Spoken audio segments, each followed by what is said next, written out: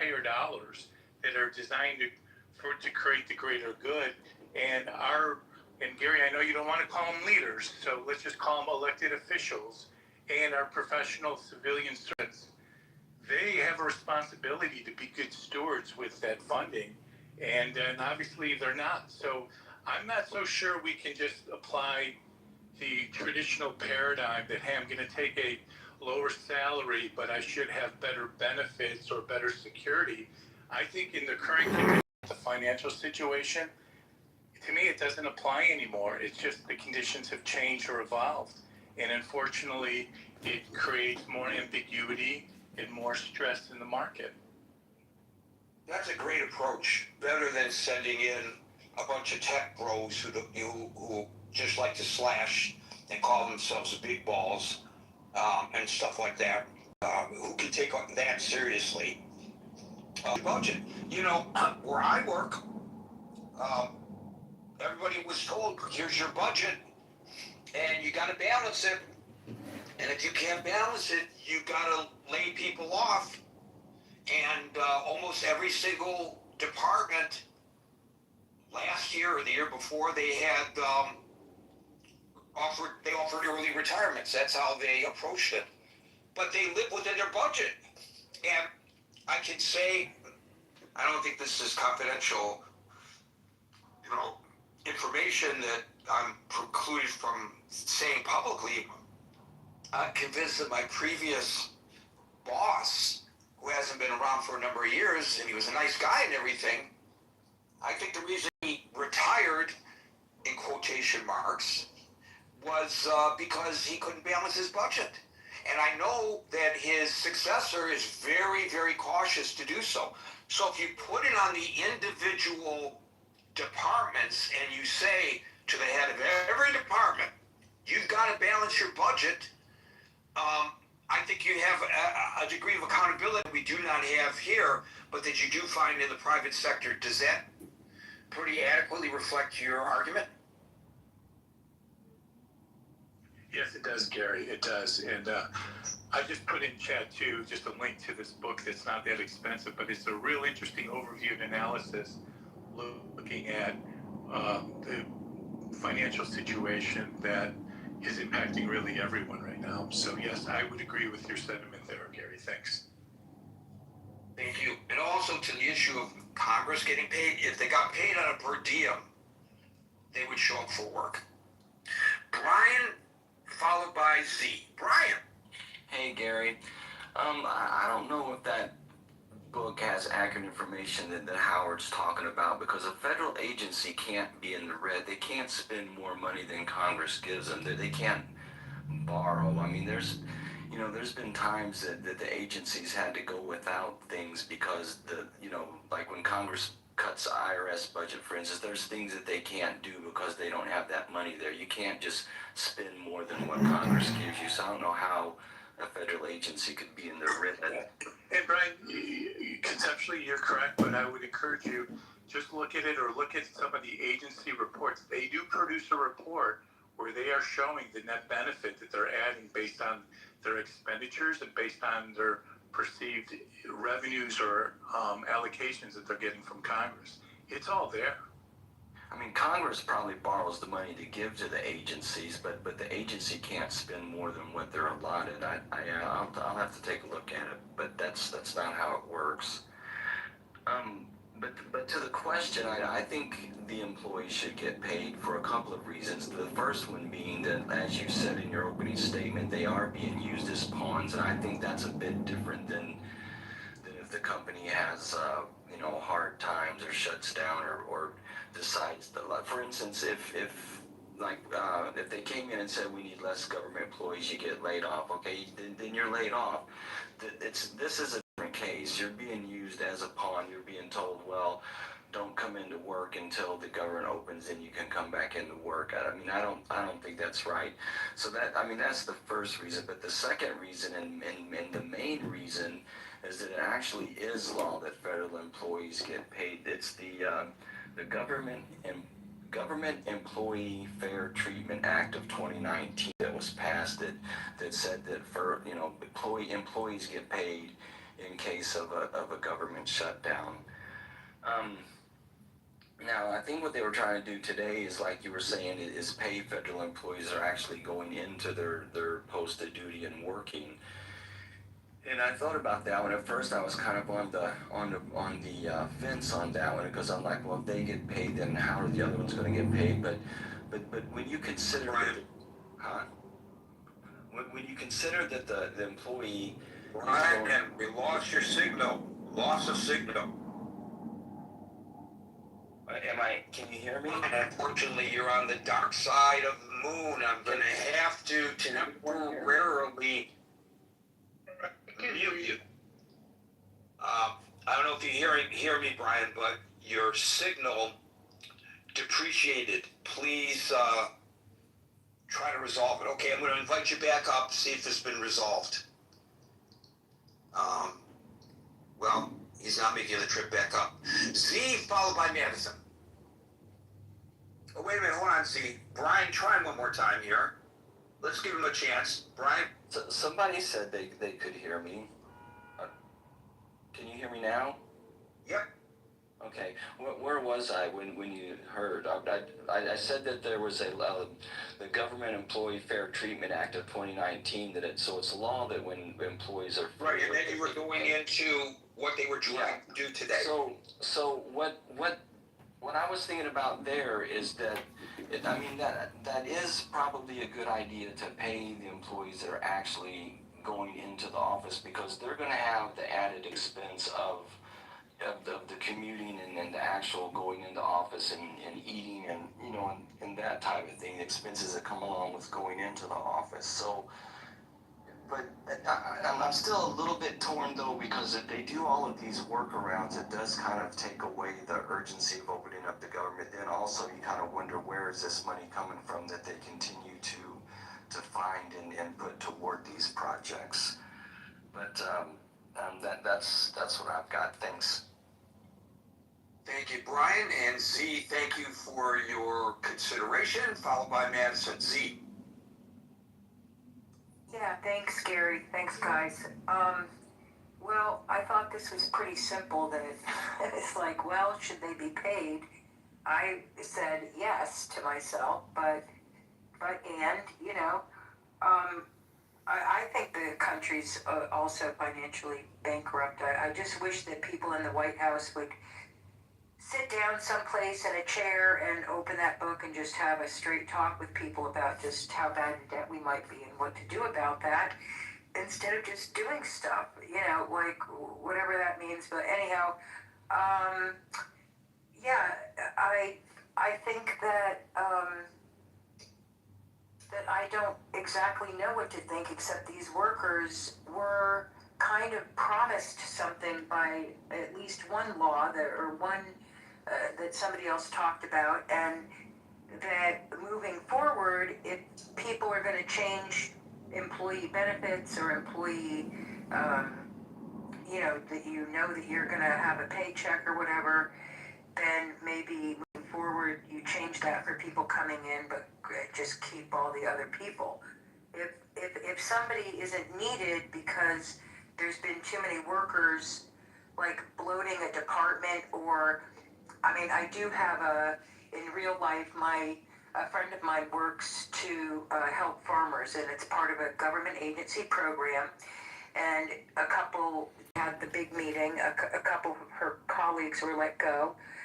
They kept her on, but they're changing the direction of this program, is the exact words that she said to me, and she is not happy about whatever this change in direction is. She's not at all happy about it, but she is being paid. But two people who worked there for 4 years were let go. So that happens, and then since this is part of, should workers be paid, I think that, Gary, you already said it, like air traffic controllers and military people and parks and so. I honestly don't think that the government should have been shut down. I think it was just retaliation and a punishment. That's what I honestly believe, and that it really should not have happened. And there are more professional adult ways to behave if you need to trim the fat or whatever. And if you have to make harsh realities, at least have one of the fireside chats with the whole country and say, hey, guess where we are? Let's put the cards on the table. But that's not what I hear or see. Also, because the country's in so much trouble financially, I was going to talk about some medical bills and ways that people are being forced to see doctors copious amounts of time so that bunches of people can get paid, even though it's just a total waste. I live in Massachusetts. I can only speak for here. So this is part of it. There's like, in order to go see the doctor you want, you got to pay. There's a whole bunch of people in line to get paid if the government is footing the bill. And I don't know what it's like for people where the government isn't footing most or part of the bill, but I think that is horrible. And I said it out loud today to somebody, and, people can agree, but how do we change these things? How do we change? It's kind of like the same thing as how many people does it take to screw in a light bulb? And how come the light bulb is $5,000? I can do both of that. I can buy a light bulb and screw it in. It's not that hard. Thanks for letting me speak. Thanks. See, we'll go to Madison, followed by Tiger. Thank you, Gary. Thank you for the room. I really appreciated what Howard had to say. And Gary, you said earlier, the only thing that I really was coming up here to say was definitely Congress shouldn't be paid. Nobody else should be paid. But I'm a believer in consequences. Like, I can show you better than I can tell you. And so if you just pay everybody, government runs as usual, then there are no consequences for the shutdown. And I think the Democrats should have let the health care bill pass, because if Republicans are so determined to make it unaffordable health care, let them. Let their own voters feel the sting of what they've been cheering for. So this is going to require some pain, and pain to all of us. So if you're going to shut down the government, shut it down. The truth is that most of the people who will get hurt by this aren't living in blue states. They're rural, red counties, and they're the ones most dependent on the ACA and the Medicaid expansion. And cut that off, what happens? Those hospitals close. People have to drive an hour for an emergency room. Premiums and shoot through the roof for families that are barely getting by. And it's the same working class, older GOP voters that they love to call the backbone of America. They've been promising repeal and replace for years, but they've never had replacement, just the repeal. So I think they should get what they've been begging for. Let them own it. Let the pain hit home for everybody, all of us, because that's the only way people learn who's fighting for them. So I don't think that they should save the GOP from this policy. They just stay calm, stay clear of it. And we warned you. You try to protect your coverage, they took it away. So when the bills come due, the hospitals shut down, voters will remember. So don't block it. Let this thing pass. Keep the government open, and let the consequences speak louder than any of these campaigns that everybody's running. Let them do it. It's funny you should mention that, not in a hilarious way, but kind of in a coincidental way, because I actually was thinking, had the Democrats voted the continuing resolution and then held the Republicans' feet to the fire on the health care, people would not be out of work, the government would be functioning, and now we would be having our discussion not about whether government employees ought to get paid, but whether people should continue to benefit from Obamacare or not. And I think that's a harder thing to defend against. Your decision not to vote for extending and maybe even improving Obamacare. And you make a very interesting and correct point. If you look at the charts, and I have, the people who are availing themselves of the Obamacare that the Republicans say is so horrific, they're in red states. I'm not saying that it's not happening in blue states, but the majority of them are in red states. People have some kind of, many people have some kind of a perception that our poverty in our nation is in our inner cities. And some of the railing against programs to help people who are impoverished, I believe, and I will say this as a white man, is racial in nature.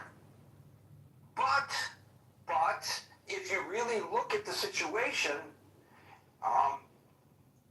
as I mentioned yesterday, in regard to a completely different discussion, the most impoverished areas of our country are in rural America, not in our inner cities. The inner cities get the coverage because, well, the media are there. There's no media to cover what's going on in, as I pointed out yesterday, many of these Appalachian communities. Nobody knows what's going on. It's all flyover. And so I think we neglect a whole section of our country of people who we profess to care about, but we really don't provide the programs to help them. I really feel bad for the farmers right now, who, because of the tariffs, which may have, in the aggregate, positive outcomes for the country, they can't sell their soybeans and they can't sell their beef. Candidate John, this is critical thinking with Gary Maybe because they're Baumgarten, not good business Scott Ken people. I Jones. don't know. Go to johnforcongress.com, running in the 16th district in Illinois to unseat Because they're and now starting to defeat get a little Darren coverage, LaHood. whereas before This is a 20-minute they've Instagram been ignored. This is all in rural America. And I think maybe Madison, if I were a Democrat, if I was a Democratic leadership, which of course I'm not, I might have taken the tack that you suggest. Vote for the resolution and hold the Republicans' feet to the fire and let the chips fall where they may. And I don't know why they didn't do that, but I think the country and probably their party would have come out of this looking a lot better than maybe they will be as this continues to egg on. Because as Scott just said, and Scott's a Democrat, you know, maybe they're overplaying their hand today by not voting to pay the working essential federal employees. Maybe they're overplaying their hand, and maybe there's going to be a backlash to that. And if there is, I wouldn't be surprised, Madison. We now go to Tiger, followed by Les. Tiger. Hey Gary, since you baited me into it, I just have to mention that I think the Israel impediment to the ceasefire is probably the Les, followed by Dominic. Howdy. I don't know what he thinks he gains by doing that. Well, go ahead, Les, you're up. Yeah. Obviously off topic. One area where you really need to have continuity is in health and science. You know, you've got these experiments being run with white mice and animal experiments and stuff. And they're going to continue to eat depending on, and they're going to need to be housed and taken care of, regardless of what Congress decides that they want to take a little break. And you might have 10 years of experiments, and if the mice die, then you've just wasted the last 10 years. And some poor guy with cancer isn't going to get the cure he wants. Wait a minute. Is that a hypothetical, or is this actually happening that that there are animals that are being used for medical research who are unattended during the government shutdown? Candidate Jones, 20 They minute have video. to It's be called Critical attended Thinking to, Forum with and Gary somebody's got to Baumgarten, pay for that. Scott Kent Jones. How do we know they're being attended to?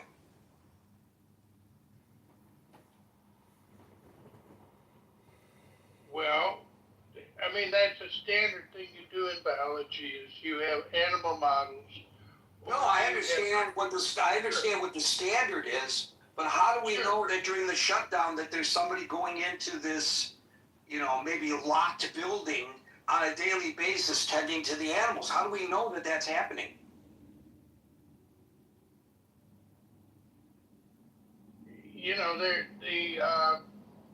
For example, this is probably the place they take care of animals. This is Candidate John running in the 16th district to defeat and unseat Darren Hood. This is called Critical Thinking Forum with Gary Baumgarten and Scott Kent Jones. Go to johnforcongress.com. Taking care of in the universities. Yeah, that's true. But are all of them being, or are there government labs run by government employees? I don't know. I mean, I'm seriously asking the question. Well, I do know that there's also work being done at the CDC. I know one person in particular that's working, and she's got, they've got lab samples that have to be checked every day and stuff like that. It's not just the kind of thing you just kind of put on hold and come back to. And that's a special case. I'm not saying that's true for all government employees, but that's a particular area that poor Gary's going to die of cancer because no one's going to come up with some treatment when he needs it. And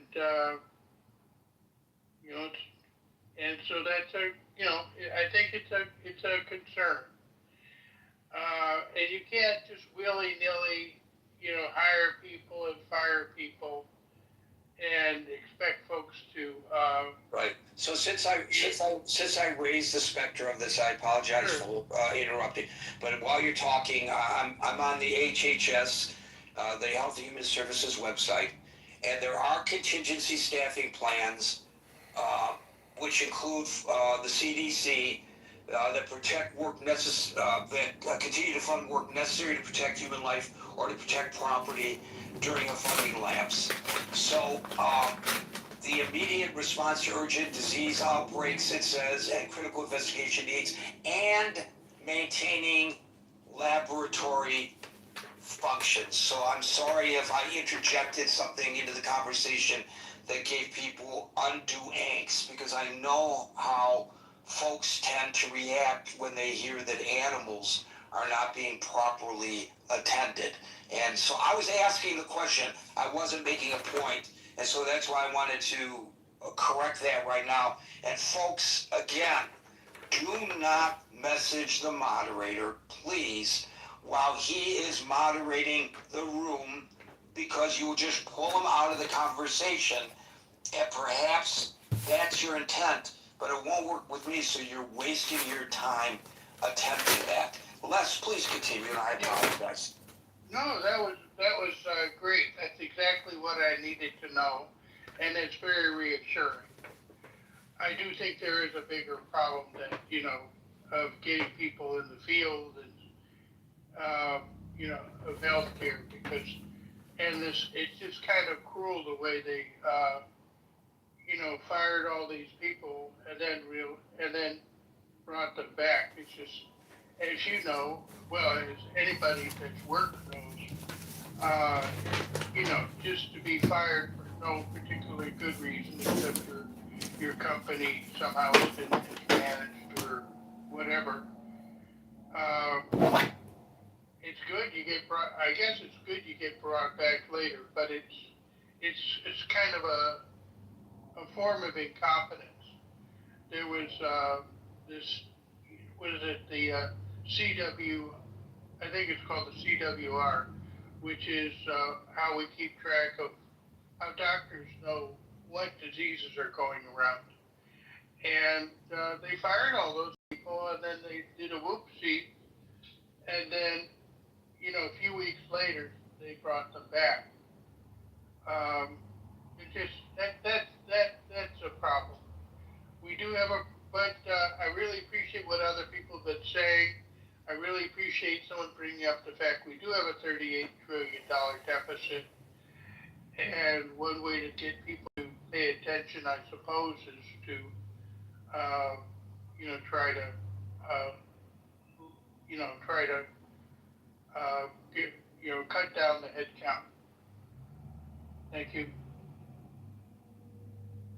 Thank you, Les. I can tell you that in my business, both journalism in general and radio in particular, there ain't no coming back from the layoffs. And they're happening on a daily basis. And arguably, you, the public, suffer as a result. Bigly. Dominic, followed by candidate, and we will in 5 minutes be no longer inviting folks onto the stage. So if you want to do it, raise your hand now would be a good time. Dominic. Hey, Gary. Happy Thursday, everyone. I'm thinking about how to make a contribution to the conversation. The idea, we'll speak to the question of the room. I'm kind of leaning towards the idea that no one should get paid during the government shutdown. I like the idea, the word ambiguous came up earlier, and I don't know who used it, but I liked hearing it, because all the workarounds make the brinksmanship, which is sort of the theatrical way of presenting the government shutdown, is that it is a theatrical presentation of brinksmanship. That we think there's a crisis, and so we have to act. But in the middle of it, there's all these workarounds. Essential workers, blah blah blah. Somebody said, is it the individual worker's responsibility to be prepared for government shutdowns? Of course it is, but just because it's their responsibility doesn't mean they're going to do it. The 2 points I wanted to make it now they're coming to. Government employment as a policy can either be income distribution, in other words, giving income of the country to those who the economy cannot employ. Just think of Roosevelt and the New Deal, and the work corps and building of dams and road work and arts and crafts. The whole New Deal concept, which was a proto-socialist answer to the failures of capitalism at the time. And if we look at the other expressions of that same kind of policy, we look at, say, Argentina or Greece, in which large pension back end, we call these back end contracts. You can have a lot of employees and not pay them a lot, but 25 years from now, you're going to pay a big bill. And that kind of has always been kind of the government payroll scam that government has played on the populace. Because I can have people work for the government and still remain budget conscious.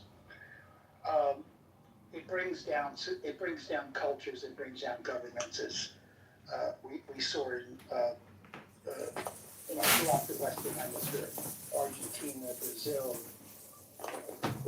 Guatemala, all these governments which hired as a matter of income distribution government employees. The other idea is that there is actual work that government needs to do, sanitation. You're losing your modulation. Can you speak into the mic? Yeah, can you hear me now? A lot better. A lot better. Okay, thank you. other essential service, police, uh, I was going to say school teachers, but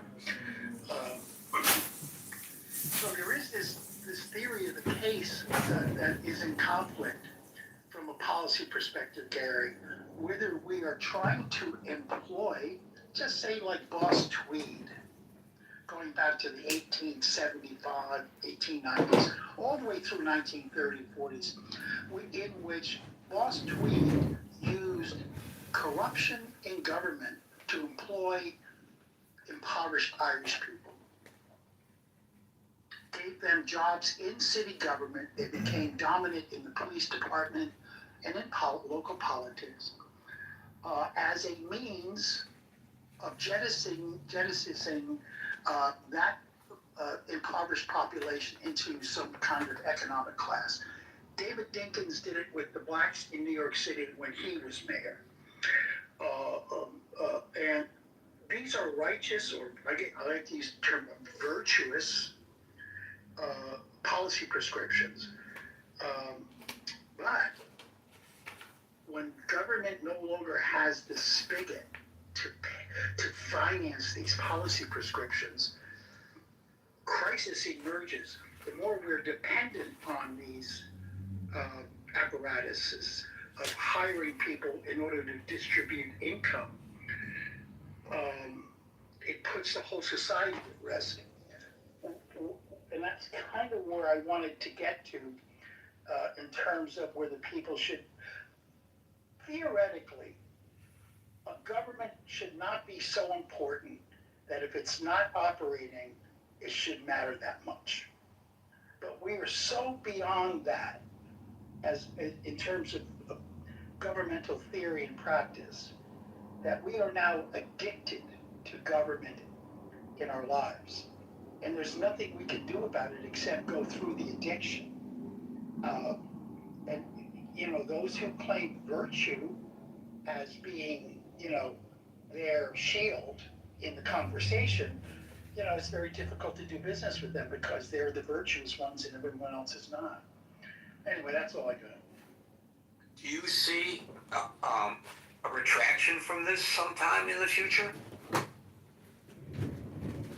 I don't think so, Gary. And the next wave of impoverished immigrant is going to be the Spanish, who we let in mass migration. They will be the next, million cohort to take over the apparatuses of government. I'm saying the next 15 to 20 years, and I don't see us getting out of that cycle. After that, you know, after we absorb the Spanish mass migration, we may have an opportunity. But I think we're 25 years away. 25 years away from that. Thank you, Dominic. We will no longer be inviting folks on the stage, but we will go into extra time to give everybody on the stage an opportunity to speak. And those on the stage are in this order: Candidate, Double, and Steve. Candidate. Hey Gary, thanks for having me on your stage. Really enjoy your room. I like that you turn off the chat. I also went on YouTube and I typed in Gary Baumgart and I saw your YouTube channel with all your recordings, and I did want to ask you a question about consistency and communication, but I do want to talk about this government shutdown. But I do also want to read a verse from the Tao Te Ching, which is the 75th verse, and the name of that chapter is called Who Can Enjoy the Treasures of Life? It talks about taxes. I'd just like to read it as a quick little snippet from the Tao Te Ching, if that's okay. It's the best value I can bring to the room. It says, "Why are the people so hungry? Because their grain is devoured by the rich in taxes. That is why the people are starving. Why are the people so rebellious? Because the government deprives them of their liberties and rights. That's why the people are rebellious. Why do the people not fear death? Because their lives are made so miserable that death seems no worse than life. Thus no one enjoys the treasures of life, neither the rich who squander their humanity, nor the government which tyrannizes the people, nor the people who have nothing to gain from life." There's commentary on that. But that's the Tao Te Ching. I've been studying that extensively as I campaign to unseat and defeat Darren Hood in the 16th District of Illinois. I'm a federal former employee of the IRS, the Treasury Department, and I spent 5 years there observing every employee under the sun, every business unit. I worked in facilities, I opened and closed offices, I interacted with the criminal tax investigators, the police of the IRS, I worked with the lawyers of the IRS and their big business and international business cases. I've seen it all in the IRS. That is a huge budget. If you look at the $38 trillion threshold that we just crossed in debt and the $1 trillion a year that we're paying, which is really about $100 billion a month now, it's not just an American problem with debt. It's a European problem. It's a Chinese problem. The whole world runs on central bank fiat currency. And so it's my opinion that you can use debt as a political tool to cause fear. But the truth is, all debt can be resolved. It comes out in inflation, and the future congresspeople and senators of the United States of America are essentially going to have to work with international banks to resolve debt. And as someone who has a lot of debt, and I get a yield on that debt, not all debt is bad, but it's neither here nor there. There's a lot of employees in the U.S. federal government that are happy that they don't have to go to work right now, and they're going to get paid back. I used to be in the National Treasurer Employer Union, and if you get furloughed, you get back pay for the work that you didn't even do. The system is geared for the value of the employee. And the average federal employee is making $120,000 a year. They technically only work 9 months out of every year. 30 days for sick, 30 days for vacation, 30 days for house. So you literally make $120K at 9 months a year. That's a good job. And it's a career. You can count on it. The guy that hired me said, I've never seen an IRS employee get fired in my entire career, in my whole life. I've never heard of it. It doesn't happen. So I got fired. I stopped going to work. I couldn't keep opening and closing IRS offices, spending millions of dollars, knowing that we're $37 trillion debt. And I'm opening and closing shakedown offices for young women and men who drive Ubers, who are just trying to feed their babies. And they got to go into an IRS taxpayer compliance office and get shaken down. It's a shakedown operation. The country is so far and broke. Why do we even tax ourselves when we just print the money and we keep borrowing from the Federal Reserve? So the system, in my opinion, we're just going to keep plugging holes. This is a sinking ship with a lot of leaks, but that's okay. The boat is still sailing, and it's come October 31st, you got to pull the boat out of the water. So the Democrats want to spend more than the Republicans, and the Republicans want to spend more than what they even say. This is all about borrowing and spending as much as possible. And, I align myself with Thomas Massey, who believes we should cut the federal budget, but 1% annually to start and go from there, because you don't run your life like this. Nobody runs a business like this. No real for-profit organization can run like this, except for our immortal United States government and the magic that it creates. So I'm optimistic. I hope everybody has a good night. Gary, I love your room. Scott Kent Jones, God bless you. Howard, God bless you. Thank you for donating to my campaign, Howard. And Alan, I also love you too. I like nice people. That's what it comes down to. I don't care what the problem is. If we can be nice and kind to each other, we will survive and find a solution, because it's all just artwork. Your dollar, your 10, your 100, your 50, that's a canvas. That's a piece of paper. But the social commitments that we have to each other, because it's not just 38 trillion in debt, it's 100 trillion in debt. All those unfunded liabilities and pensions that millions of federal workers got to get paid out on, and all these state municipal workers that got to get paid out on their pensions over the next 20 years, the whole system is completely upside down. But that's okay, because bankers and lawyers, it's all communication. We're not pulling out knives and daggers and M16A4s and rocket-propelled grenade launchers like we're living on the border of Ukraine. Our problems are communication problems. These financial debts, borrowing and spending and taxing will resolve. They'll have to resolve. Otherwise, then we will start fighting. But I think we can resolve it. Thank you, Gary. God bless you. Scott, God bless you. Alan, Howard, Double Steve, God bless you all. Howard, did you want to respond to his thanking you for contributing to his campaign? No response necessary. Thanks, Gary. Okay, so the average salary of a federal worker is $101,610. So you inflated that a bit. And the annual vacation leave is 13 days a year at less than 3 years of service, 20 days a year, 3 to 15 years of service, sick leave 13 days a year, and 11 paid federal holidays. I don't know whether that adds up to the numbers that you proffered, but I don't think that they do. Thank you, candidate. Double followed by Steve. Double. Hi, Gary. It's good to be here with you. As much as I dislike the previous speaker, I have to say sometimes I do agree with. But he loves you. He loves you. Yeah, and I wanted to. I think you should thank return him. the love, babe. Well, he did ask God to bless me, so I will return that and ask God to bless him as well. And I thank him for that. And hey, Gary, one thing just I wanted to reflect back, going back a bit, is I was just surprised to hear you say or admit, even though it was a qualified thing, you were like, it might be possible that the tariffs are actually beneficial for the country in the aggregate. I don't believe I said that, so I think that I'm appreciating the fact that you're giving me the opportunity to clarify, because apparently, once again, I did not properly use the English language and I was misinterpreted. I never said that, and in the context of what I discussed, I said, even if there are benefits, I didn't say Gary believes that there are benefits, and so I might think that, I don't know, because that's not what I said. So please do not misquote me. No, that's fair. I didn't mean to misquote you. It was just maybe even even hinting that it might be possible, I thought was, notable. But I didn't mean to misinterpret you. As far as this shutdown and people being paid, I really think this is a distraction.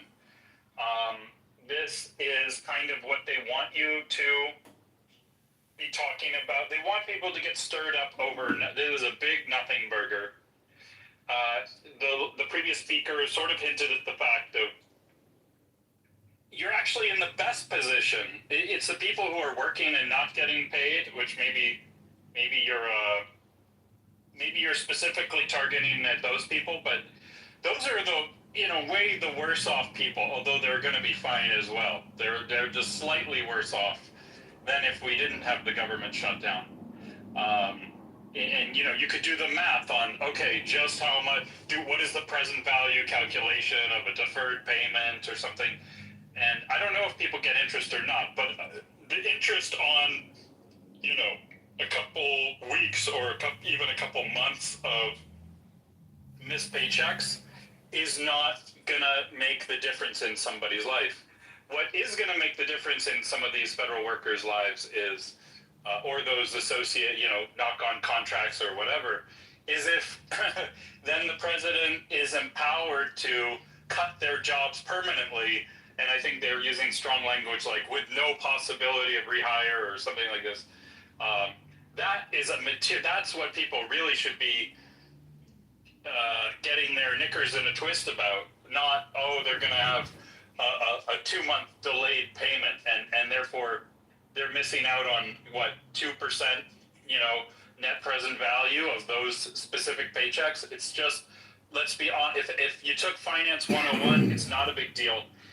If we really have that many federal workers living on the brink of starvation and poverty and eviction, that, they're guaranteed for how many decades kind of job that at least they thought they had, that they didn't manage to save or maintain enough credit with their banks, who are now bending. I go to my bank now, Gary, I log in, and there's a giant banner at the top about, if you're a government worker affected by this, we have money for you. We're just going to throw money at you so we all feel good about ourselves. This is the situation. No, you're not saying that so that we can all feel good about ourselves. You're not naive enough to believe. I'm reading between the lines. You're Yeah, right. I don't think I'm not you. literally I don't think. reading. Hold on. I don't think you're so naive as to believe that that the federal government. I'm sorry, that the banks are doing this so that we can all feel good about ourselves. They're doing it because they want to sell money and gain on the interest, right? Boom. Well, even you're making my next point, Gary. You're actually, thank you, because America is one of the shining beacons on the hill of capitalism in this dark world that we live in, and as such, we have how much of our it's actually, I looked up, even financial services is 7%, over 7.5%, which I think is almost criminal, but that's for starters. Is 7.5% of GDP is financial services, and I would say probably GDP wise, given to the point of the last speaker about we're living on these fake Federal Reserve notes, but the U.S. actually is taxing the rest of the world through these notes. Like a good chunk of our GDP and our livelihoods, the cheapness with which we can access goods is actually because we're just issuing this funny money.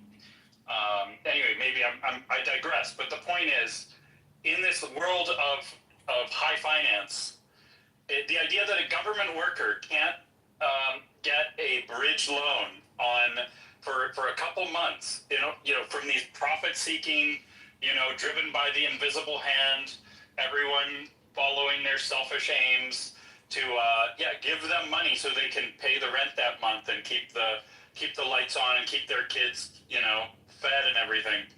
I mean, it just beggars belief that this is actually a crisis, that the delayed paychecks is a crisis that we need to worry about.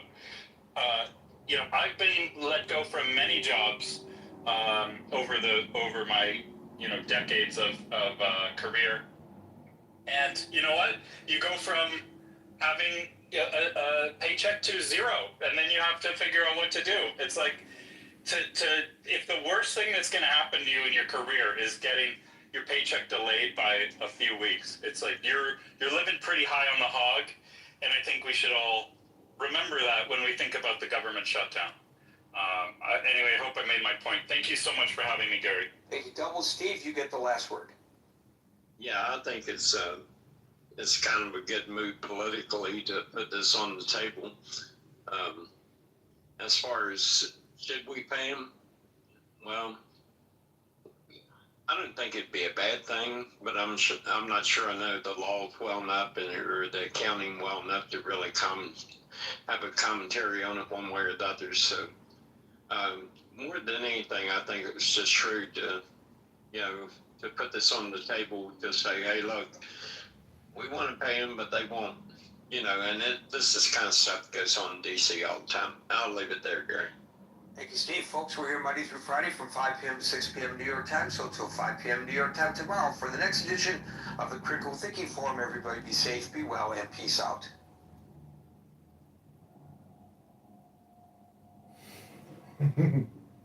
Okay, I hope you enjoyed it. That's Critical Thinking Forum. Go to johnforcongress.com.